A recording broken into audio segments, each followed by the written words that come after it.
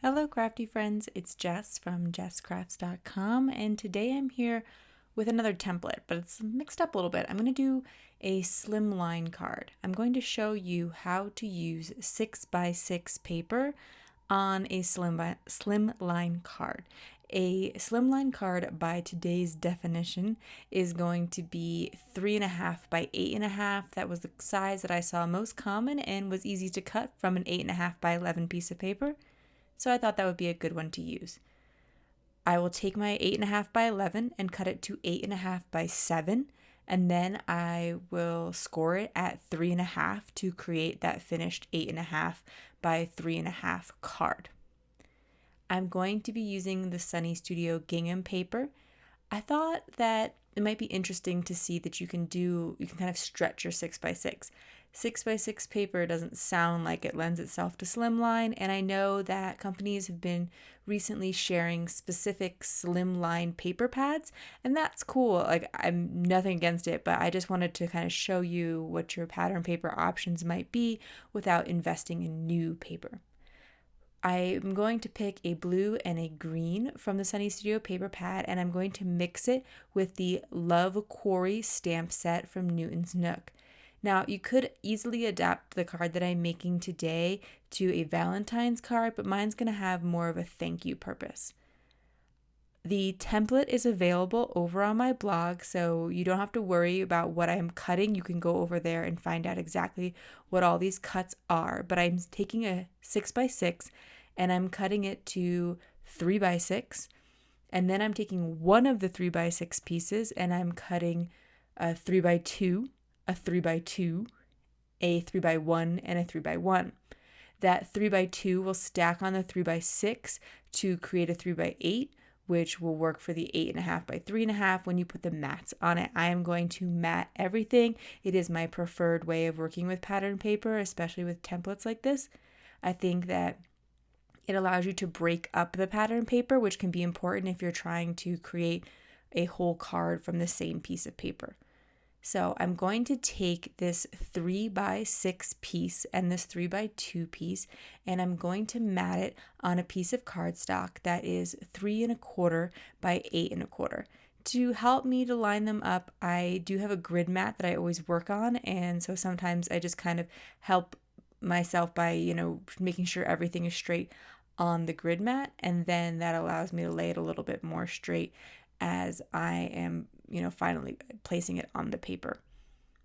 I wanted more than one card just because I had a purpose for these cards. You could, of course, create one card with one piece of paper and you'll have no scraps, which is always kind of the key for my templates. Is I don't want you to be left with a bunch of little scraps that you don't know what to do with later. And as you can see here, because this paper is double-sided, it has a slightly larger pattern on one side. It could look great if you do it with just the one piece of paper. However, I'm going to mix it up.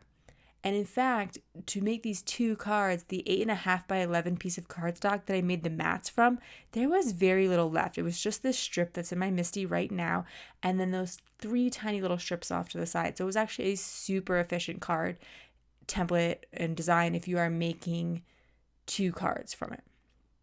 I am taking this Cat Scrappiness Fishtail banner die, and I have put the negative space down in my MISTI, and I put some tape behind it so it will hold the banner in. And then I'm going to stamp this "Sending You Loads of Love" on each side and cut it in half so that with one banner die, I will have the 2 sentiments, one for each of my cards. I used the Kraft cardstock so that it would stand out a little bit from the image, which is going to be stamped on white paper, but I think white would work well too. And I also just kind of had that scrap on hand, so why not just use it? I'm going to be Copic coloring my little image today.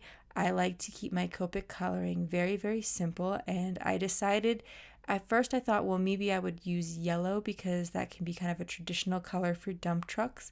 But then as I was looking online, I saw they really were all kinds of different colors.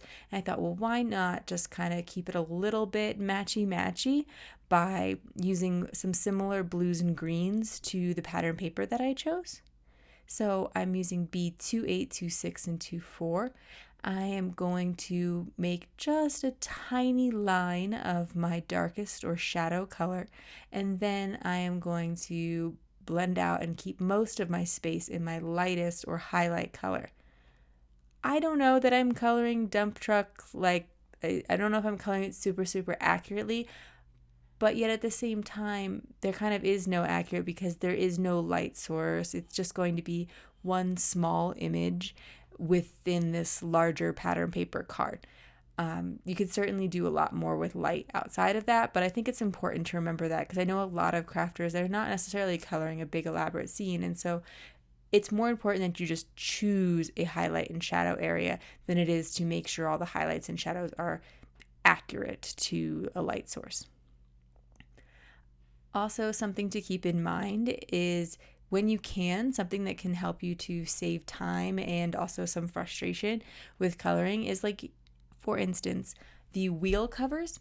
I knew that once I colored in the wheels that the wheel color was going to be colored over, so I didn't really worry about getting outside the lines a bit there. And in fact, I made like several times the blue bled into the wheel, but I knew it would be covered up. And so the same thing here, I'm going to add the green color to the inside of the wheel. I'm not going to worry about coloring really perfectly inside the lines. I'm just going to kind of swipe around that area. And I do try to save myself time by not adding highlights and shadows where I don't need them. So when I colored the wheel there, I just took my middle marker, my YG13, and I used that on the center of the wheels. So I had YG 13, 17, 11. I've used that a couple times in these different videos. I just like to try to keep my Copic coloring in videos a little bit limited as a color palette so that you see that you can do a lot of things with a small number of colors.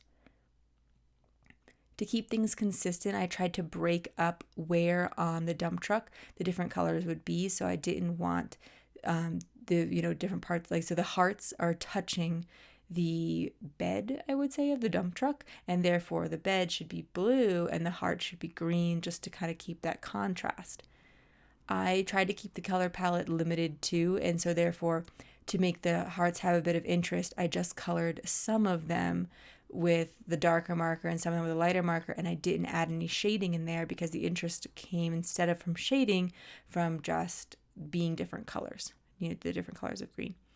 I'm going to use an N7. Any gray marker, probably a darker one, would do here. You could even just color the wheels black.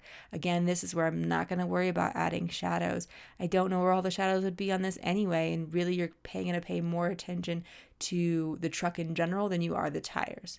So pick and choose where you need and don't need your shading. And then I took a really light blue marker to color in the window. You could do a really light gray. You could leave the window white. Different options there. I took my ScanNCut and I cut these out, and I'm going to add a little bit of dimension behind them. So I just took some thick cardstock that came in a package, and I'm going to glue that behind them, but you can also take 2 pieces of cardstock and glue it together, or just use foam tape. And I will glue it on with my Barely Art glue that I love to stick in my Make It by Marco holder there. It keeps all the glue at the bottom, and it makes it ready to go when I want to use it. So that is it for my card today. I hope you like this mix-up of my templates with a slimline design. I will leave you links to my blog so you can grab these templates. There's a PDF for you to print, and through the products that I mentioned. I will also leave you some social media links and some videos here at the end, and I'd love to hear from you in the comments. Let me know what you think of this new style. Have an awesome day, guys. Bye.